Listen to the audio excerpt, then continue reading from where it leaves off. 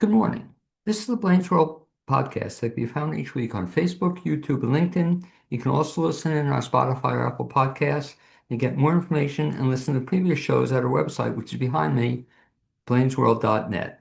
I'm your host, Blaine Greenfield, and I'm here in my Zoom studio in lovely downtown Fairview, North Carolina. And each week we focus on positive news and information about people and organizations in both Western North Carolina and throughout the country. And toward that end, it's my pleasure to introduce Dr. Susan Clark Muntean, who's an associate professor of business at UNCA, being my guest today. And Dr. Muntean, you can wave to all your fans and friends who are watching this on YouTube Hey, too. everybody. Thanks for watching, Great. joining us today. Okay, I should mention that Dr. Muntean is an associate professor of business at UNCA, has a busy calendar teaching courses in management, organizational behavior and theory, entrepreneurship, and consulting. She holds a certificate in social entrepreneurship from the United States Association for Small Business Entrepreneurship and is active in the Asheville entrepreneurial community as a mentor, public speaker, and advisory member. Prior to UNCA, she taught at Ball State University, the London School of Economics, and the University of California. San Diego, where she received her PhD in 2009. She also holds an MBA from the University of Oregon. And so the question I always ask Dr. Montine first when I speak to somebody is, in terms as a child, you grew up where? Eugene, Oregon. Okay, and growing up in Eugene, Oregon, do you always know you want to be a college professor? No, I did grow up on campus though. My daddy, Don Clark, who's passed, he worked for 18 years at the university as a groundskeeper. And I was on campus a lot. He sometimes, when we couldn't find childcare, he'd sometimes leave me in the library, which is a wonderful library. And then he would, take care of the trees and the grounds and so forth. And so I would go around campus, tag along with him from time to time, not all the time, but sometimes when my mom worked full time as well. So, but I enjoy it. Inspired me as a first generation college student to open my mind to campus life and inspire me and read a lot of books. So I really have a privilege of growing up that way. And that's a great story. First time I think I ever heard of it, that not only so much that it was groundskeeper, which is cool, but that he actually brought you with him, and that he put you in the library. How old were you then? A little girl, probably when I was in grade school, teacher work days, or if my mom had to work, and so he would, elementary school, I'd say. By the time I was a later, I was a latchkey kid, young. I would just stay home. But when I was early grade school, I'd say when there wasn't anyone to watch me, I'd tag along daddy at work. I digress in that your story reminds me of a former student of mine, became a friend of mine, that she asked me, could she bring her student into my class? I don't know. Have you ever had that, by the way? Have you had students bring Yes, children? yes, they're children. Childcare is a huge, we don't have, we're one of the only UNC system schools that does not have any childcare on campus. And so most don't ask, Right. and I think it's interesting that they don't even ask. So I think I have once or twice in 14 years had a child in the classroom. It has happened, but very rare. But anyway, the story goes that I can't believe it. We're recreating it now. Student asked me, could you bring her daughter? And I said, fine. She asked, and it was very nice, very rare. And then all of a sudden, I'm teaching, and the girl, she's like, must have been 11 years old, raised her hand, So go ahead, and whatever. And then I'm lecturing, and then a couple minutes later, she raised her hand again, and it's a very insightful comment. So the point is, I remember the kid's name, asked me after the class, said, that girl is really smart, she's a student in the class. And I couldn't believe it that, she participated and she was great. And so it was rare, but the one time it did happen, I was very impressed. So you grew up as a kid on college campuses. Um, Trace it from then. So did you when did you decide you wanted to be a college professor? Around age 30, I had a career. So I went straight into my MBA program at University of Oregon, and I spent a year overseas. So I worked at IBM Hong Kong China Corporation for a year as a researcher. doing basically soft legal corporate espionage. So I looked at the competition to IBM. So tech companies. I've been studying tech companies since I was 21, 22. And then I went back, finished my MBA, and then moved out to Chicago, where I worked for the former Arthur Andersen. You may have heard of Arthur Huh? Andersen for 3 years. So I was a business incentives consultant. So economic development, in economic development, there are bond issuances. And I cover this in the op-ed we might talk about. So I projected revenues, tax revenues, and those are used by investment banks to value bonds, so public bonds. So I worked in the finance and business incentives consulting for 3 years, moved out to California for 2 years, similar kind of senior consultant for Ernst& Young. And then I worked in economic development as a director and commissioner in Monterey County. And then I decided to go back for my PhD around age 30. And so when did you start teaching? I started teaching in school, so it took me 6 years to finish my degree at University of California, San Diego. And like a lot of long-term PhDs, we teach while we're in school, right, to help pay the bills. And so I taught interest group politics and a political theory class, political theory and film, while I was at UCSD. And so then eventually you got your doctorate. And was that in what field? American political science with a focus area within American political science and urban politics, and then a second. We have two in my program. We had two focus areas. Was political philosophy, political theory was my second field. And so then you eventually started teaching in these fields as well? Yes, so I moved my first position out of after getting the PhD was at the London School of Economics. So I was a management fellow in London for the LSE, and I taught public management and organizational theory. And so how'd you wind up at UNCA? My first position on what were called tenure track, so career Right. track professorships, you know about that, was at Ball State. So I have 4 years at Ball State University in their entrepreneurship program, entrepreneurship professor. And then I've been here since 2014, Okay. Asheville, UNC Asheville since 2014. Okay, and then at UNCA Asheville, you teach what kinds of courses? I teach organizational behavior and theory. I teach a capstone consulting practicum, which is like a team-based internship for usually for a startup company or organization in town. And then I teach intro to business class, and I teach entrepreneurship. I've taught tech entrepreneurship and social entrepreneurship.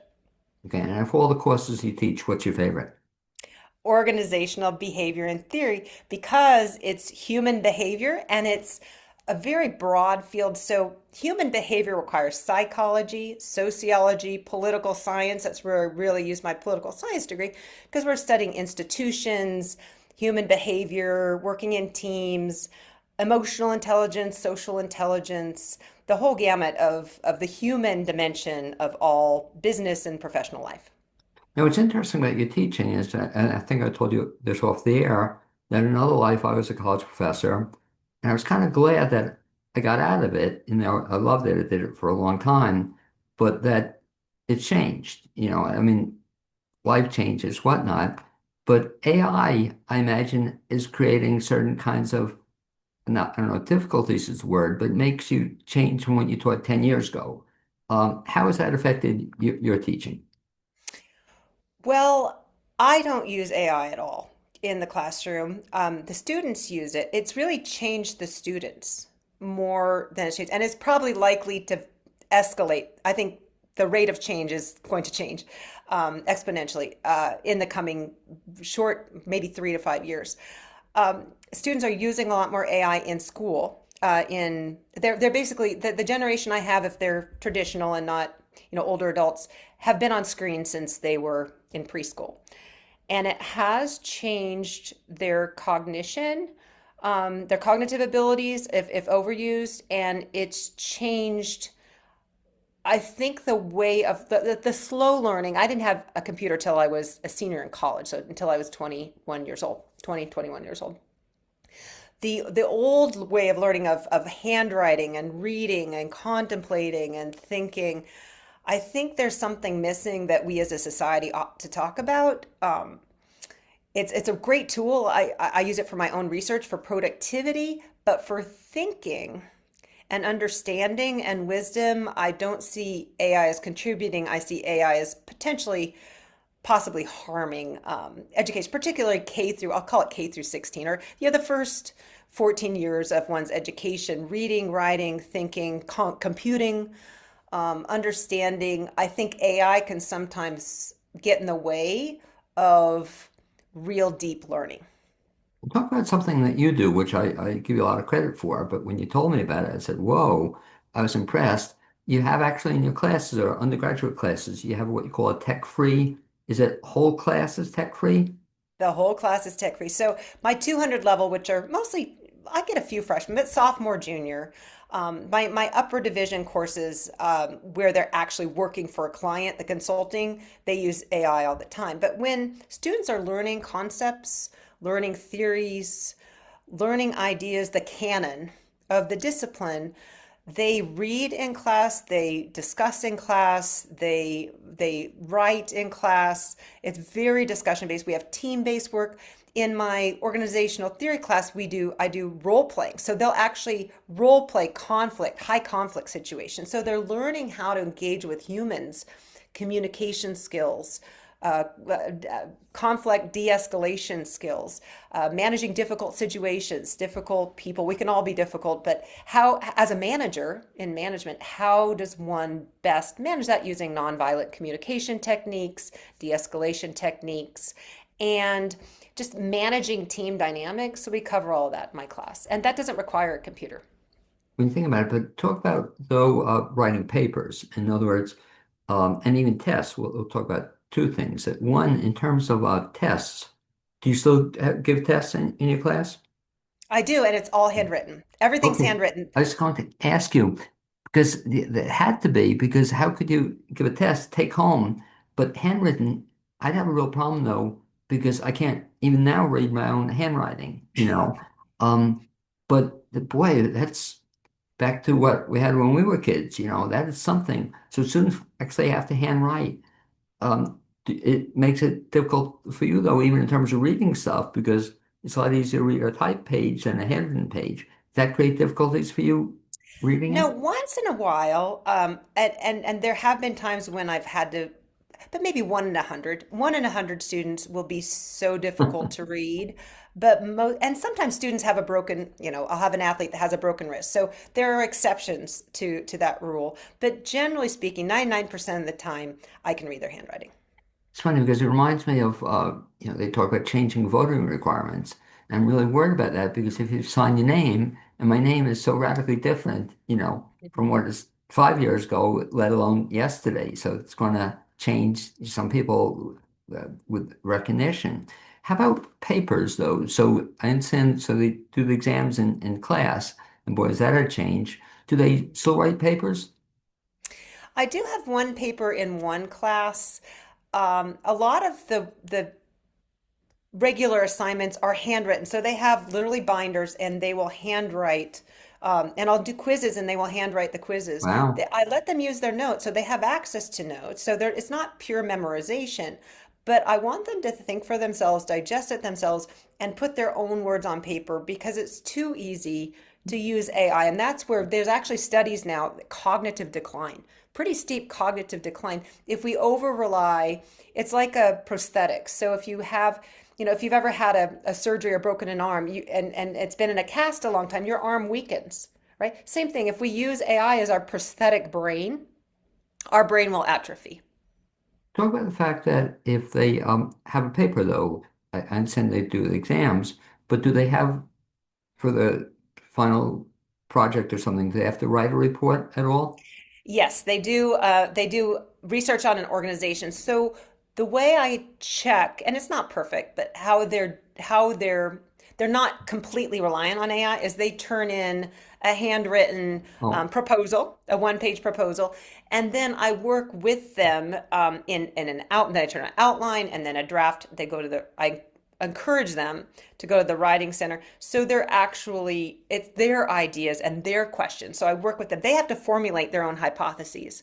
So AI is not, well, I can't say not, but I'm hoping that they're coming up with their own ideas, their own thoughts, their own points of inquiry, what they're curious about. So they get to pick any organization and do research. So I want them to be interested and curious about some phenomena in the organization.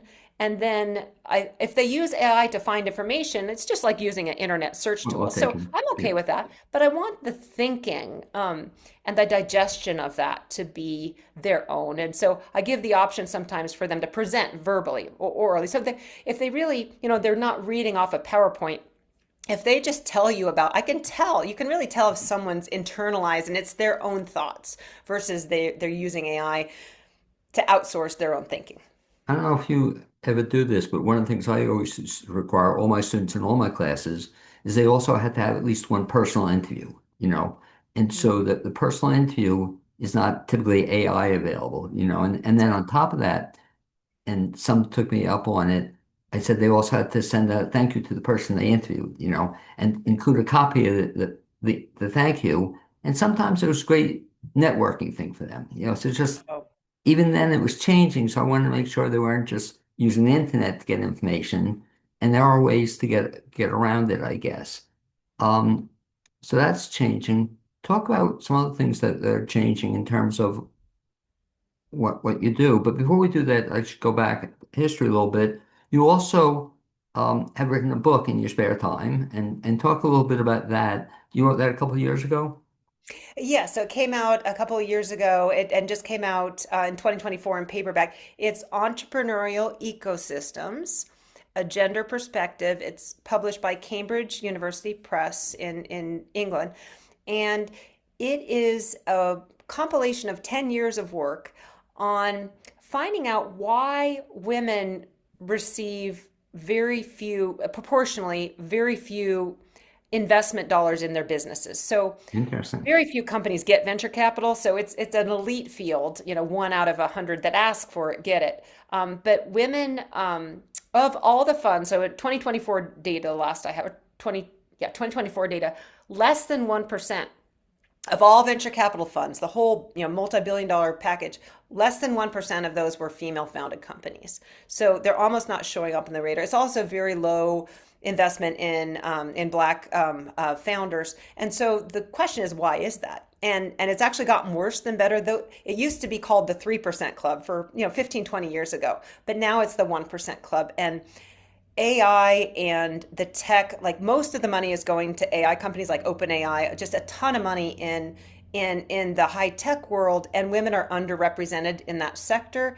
and they're definitely underrepresented in what gets investing. And the reason that's important is because those are the companies that get venture capital firms, that private financial capital, that go and do an IPO, which is initial public offering. The ones that become big publicly traded companies like Meta and Alphabet, which are Facebook and Google's companies. So the companies that are everyday household names, all of them, all the big tech companies, the biggest market capitalized, largest firms, according to revenues, are all white men that came out of Silicon Valley or another place. So not that it's bad that they're getting money, but other people aren't getting the money, and so it changes up economic power, which translates to political power and social power. So I'm looking at who's getting invested in and why they're not getting invested. So the book is about that. And so what gave you the idea to write the book? Well, my interest in entrepreneurship. So my background's in political science, and I switched over to business. And my dissertation, which is work I'm doing right now, is about founders of companies. So I look at founders and founding families. So founders and founding families, the what I call, it's my own words, principal owners.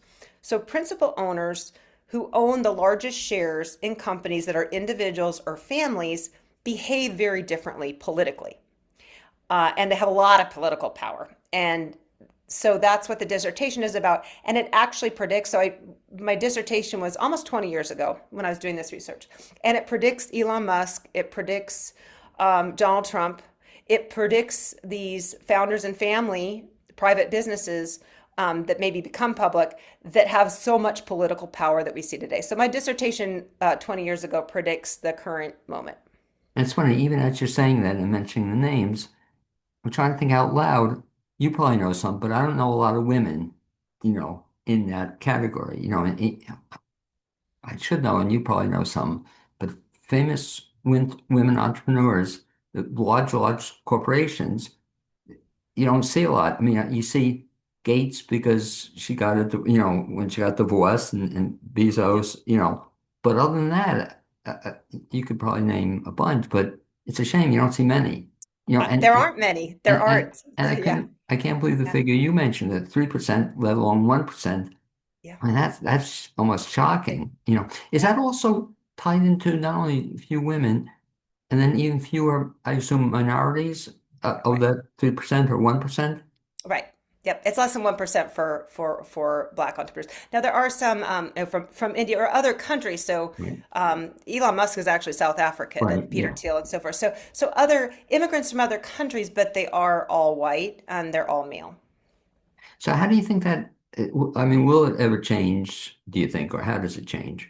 I have proposals in the book for that, how we change it. So it's a very complicated, and I won't go into too much detail, but implicit bias. So when it's the same reason no a woman's never been a president in the United States. So we societally, culturally, you can't be what you can't see. So if you don't see women on the front cover of Entrepreneur magazine and in the press, Interesting. you think it's a self-fulfilling prophecy or cycle because when an investor is investing, they think Steve Jobs, they think Bill Gates, they think Elon Musk. Right. And so they don't, if someone doesn't look like them, they discount their intelligence, their contributions, their capability.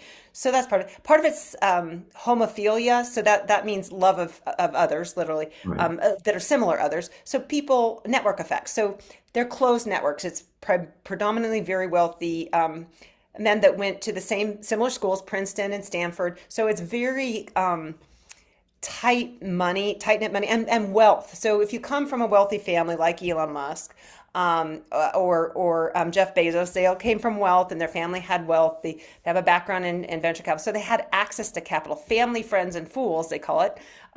So if your family can fund you $100,000 for a startup, so there's a lot of class privilege too that we don't talk about, but it intersects with gender and class and so forth. So it makes capital hard to get for minority and for female entrepreneurs.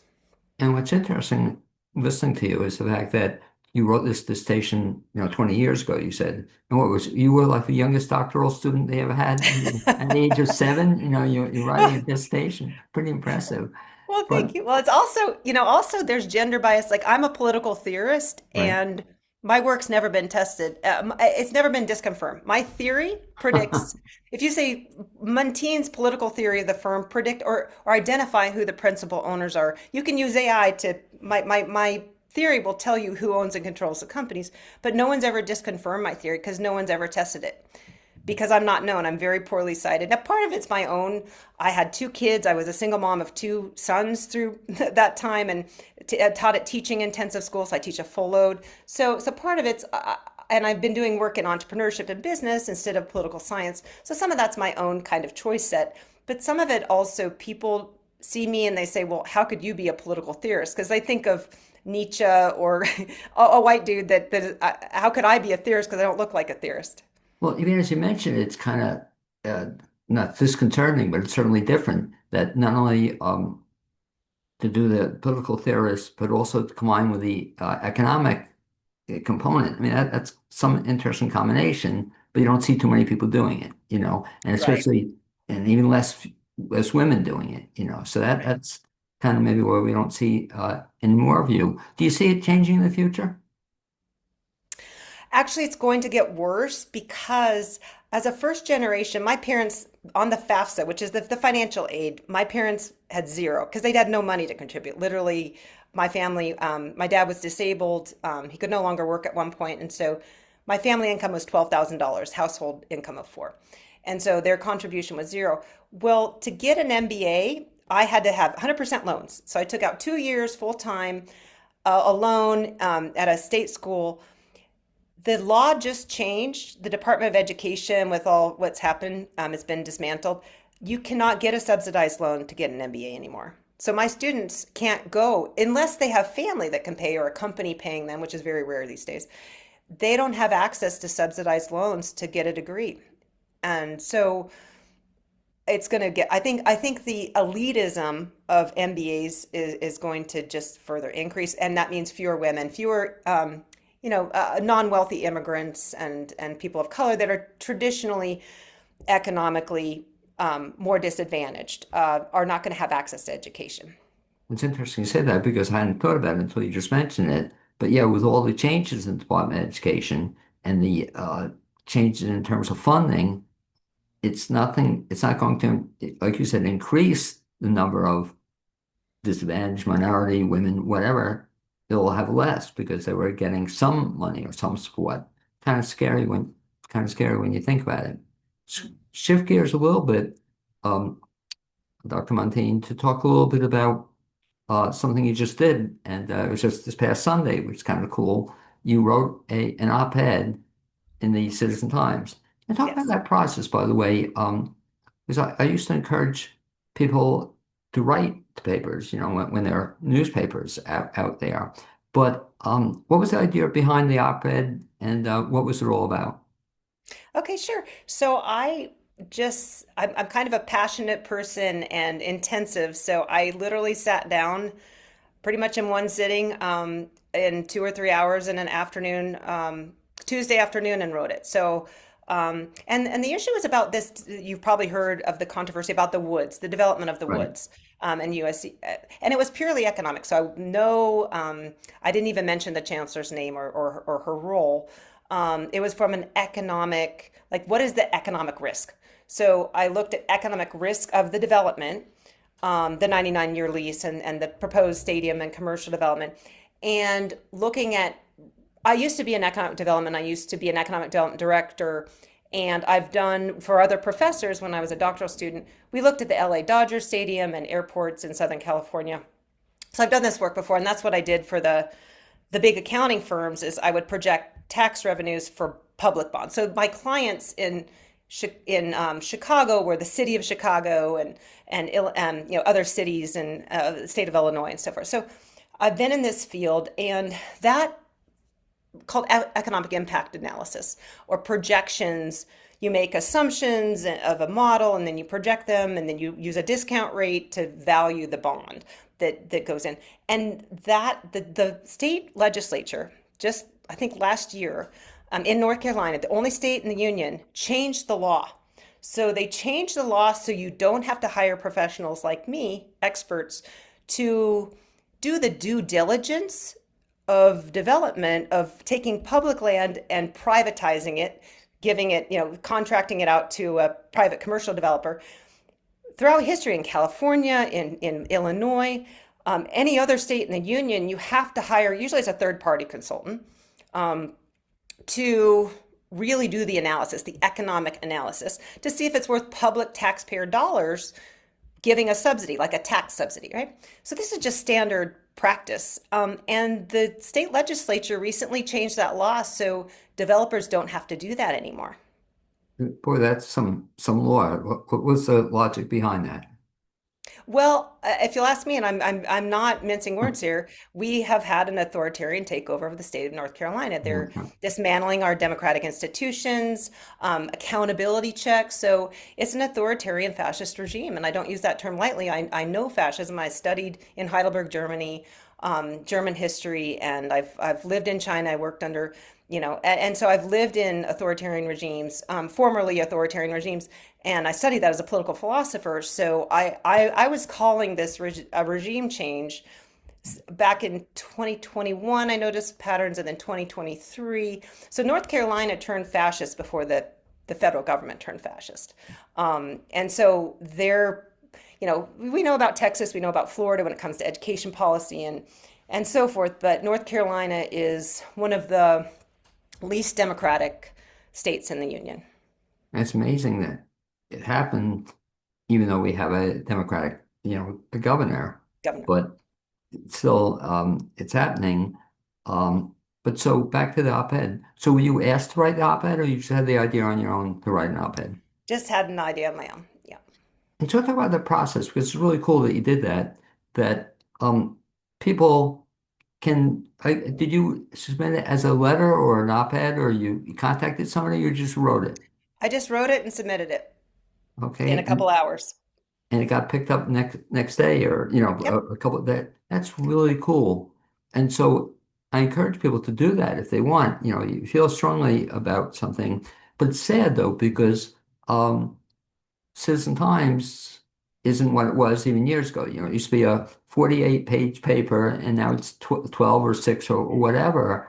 And so you were lucky you were able to still get it published that's right. in the newspaper. And there's a reason for that. So I followed this too. So there's been a corporatization, privatization of newspapers. Right, So Gannett Corporation was a big one. And then private equity firms bought up Gannett. And so right. private equity owns the vast majority of papers. And so they basically turn it. That's why if you get a paper anywhere in the country that's owned by these or invested by private equity, they look very similar. They look like USA Today. It's They basically all do, USA right? Today with some local flavor, maybe some local, what's happening and maybe a local, professor or expert or two in a op-ed. But generally it's genericized. So it's this consolidation. In journalism, we're having consolidation and really I think dangerous levels of consolidation because we only have a few families. Only a few families own all of our media, all of our social media, individuals or families own very concentrated media, and that's actually leading to the rise of authoritarianism because in a healthy democracy, journalism's the fourth estate. They call it the fourth Right, estate. right. So you have legislator, you have judicial, you have executive. The fourth branch of government is they call it an estate. Journalism, professional journalism, academics that have tenure that can speak truth to power and keep the elected and appointed leaders accountable. And so that is why they're under attack because people don't want accountability. They want to be able to do whatever they want. And pesky people like academics like me or journalists might call them out on their bad behavior. And so they want to thwart that check and balance that the founders of this country really were concerned about. It's a shame because newspapers have changed so radically. And I used to be a newspaper junkie. I started out as a journalism major, but I'm glad I got out when I got out because, again, Citizen Times being an example, 48 pages down to 12, and half of it's USA stuff or whatnot. And even something they did, I should have written an op-ed. I wrote a letter, by the way, to the Citizen Times, and they actually published it. I should have written an op-ed by the fact that they got away from all the theater reviews. They don't cover theater anymore. They used to actually review shows, and then the worst, I don't understand it. They used to have a listing of upcoming shows, and now they took that away. So it's a column, a couple of columns each week. They ran it on Fridays, and they just got rid of it. So it's a real shame. And I guess all I could do is I should have written an op-ed, but they ran it, but no response. Did you get any response on your piece? Not yet. So it just came out, and it's two None. days ago. Um, but what's interesting is with art. So you see the same thing at the Kennedy Center. You probably know Right. about that. So what Yeah. fascism does is it's called the Seven Mountains Strategy, and it's part of the Heritage Foundation.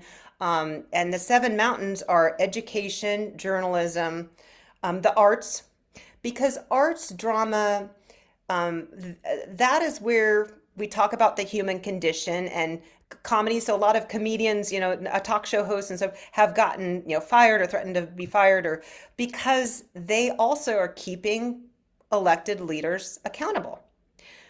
And so it's a systemic attack. The same thing that's attacking academia is attacking journalism, is attacking the arts. It's all the same strategy.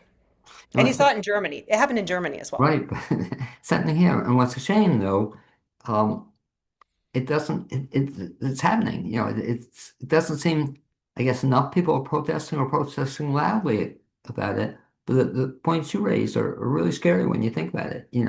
How can you attack the arts? How can you take over the Kennedy Center? And it's done, and done within months. It took years to change.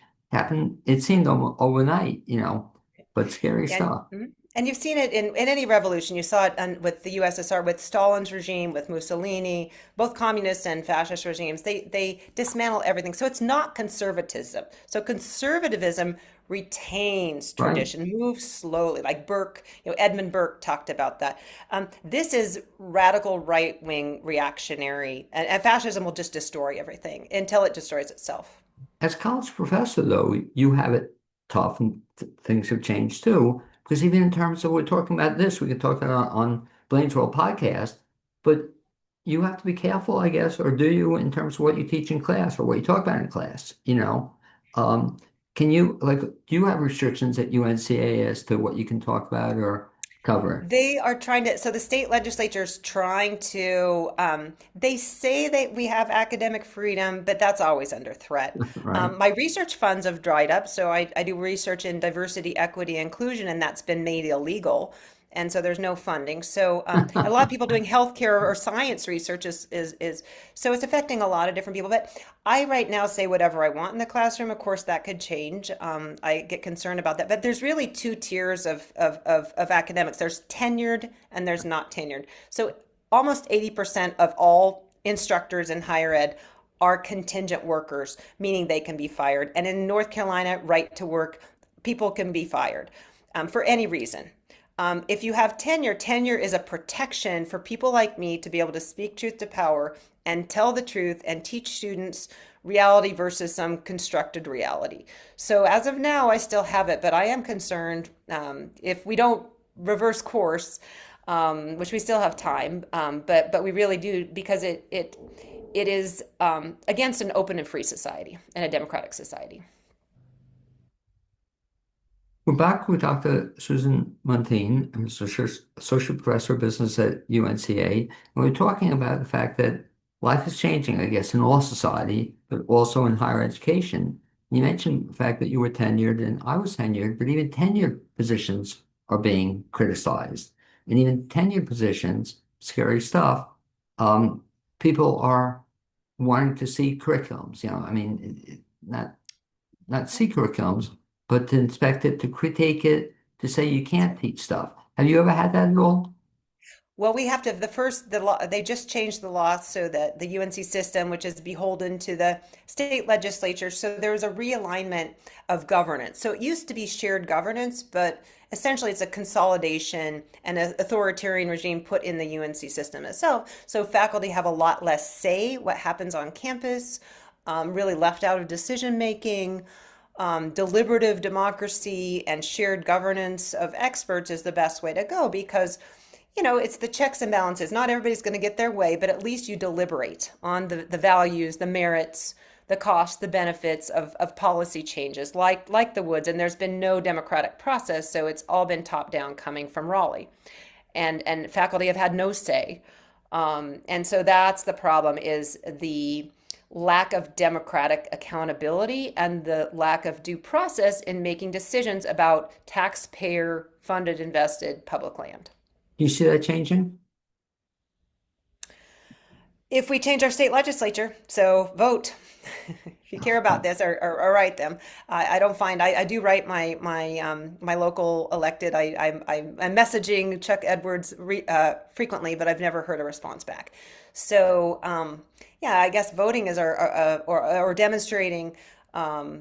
So yeah, these are challenging times. But we've had challenging times in the 250 years of American history. So, I see what's happening in Minnesota and the people can have a powerful voice. It just takes different tactics. I think different strategies when those that we elect through our votes and then we could talk about gerrymandering and voter suppression because that's happening very badly in North Carolina. That's what's no longer considered by NGOs or third parties. North Carolina is no longer considered a democracy because of the gerrymandering and the voter suppression. So getting that back is tricky when a vote, simply one person, one vote, isn't the rule of the institution. So it is tricky. I'm hopeful that things will change, but like my daddy told me, hope for the best, pray for the best, but plan for the worst.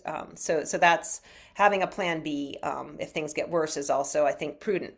And with respect to your students or students in general, do you see a change in them in terms of um, how they behave and respond and act? How so?